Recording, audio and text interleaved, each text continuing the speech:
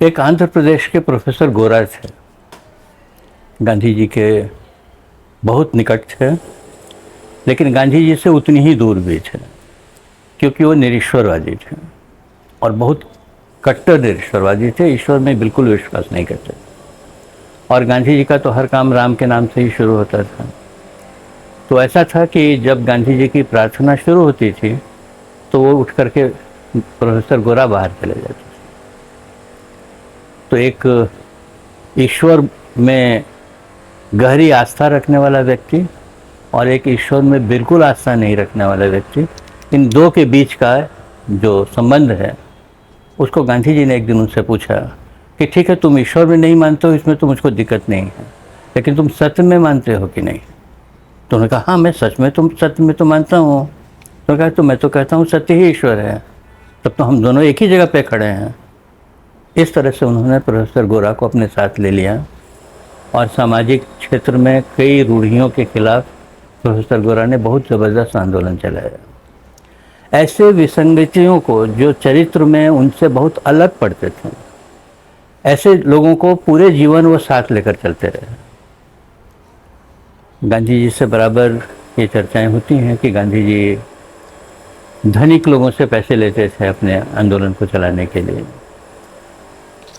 बजाज हैं, बिरला हैं, टाटा हैं, इन सब लोगों ने गांधी जी की मदद की है और गांधी जी बराबर ये कहते थे कि इन्हीं लोगों के खिलाफ मेरा काम है, इन लोगों को ख़त्म करना है।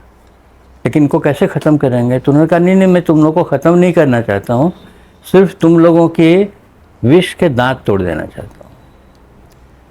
यानी धन की जो सत्ता है, उस सत्ता का प्रभाव कम कैसे किया जाए और इन लोगों को अपने साथ कैसे जोड़ कर रखा जाए, इसकी कोशिश वो करते हैं। ऐसे ही हिंसा में मानने वाले लोग हैं। एक बाबा पृथ्वी सिंह थे, बड़े ही क्रांतिकारी व्यक्ति थे, हिंसा में मानते थे। कई कारणों से गांधी जी के आश्रम में आ गए और गांधी जी से पूछा उन्होंने कि मैं तो आपकी अहिंसा वगैरह में मानता नहीं हूँ, लेकिन मैं आपके साथ काम करना चाहता हूँ। उन्होंने कहा बहुत अच्छा, मेरे साथ तो कोई भी काम कर सकता है। तुम ऐसा करो कि अब से सेवाग्राम आश्रम के बगल के जो गांव हैं वहाँ जा कर के लोगों को मेरी बात समझाओ, आज़ादी की बात समझाओ। तो बाबा पृथ्वी सिंह जो बम पिस्तौल की संस्कृति वाले आदमी थे, उनको एक काम दे दिया उन्होंने, रोज़ गांव जाओ और वहाँ लोगों को समझाओ। इससे बाबा पृथ्वी सिंह के जीवन में धीरे धीरे परिवर्तन आना शुरू हुआ। उनको समझ में आया कि लोगों को समझाकर अपने साथ में करना कितना ज़रूरी काम है और कितना कठिन काम है।